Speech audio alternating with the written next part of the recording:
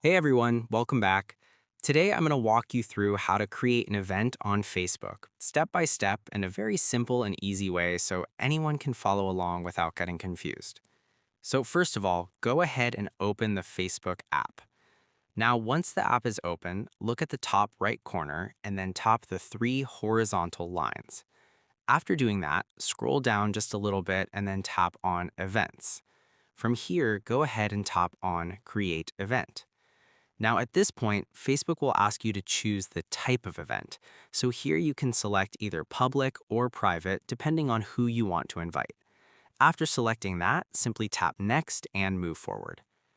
Next, you'll start filling in the event details. So first, enter the event name, and then after that, add the location if required. Then go ahead and set the date and time and make sure everything looks correct before moving on. Furthermore, you can also add a short description just to explain what the event is about. After that, you can add a cover photo for your event, which helps it look more professional. Then, if you want, you can also add co-hosts. Following that, take a moment to review the event settings, like who can invite others and how the event is visible. Finally, once everything is ready, just tap Create, and your Facebook event will be live.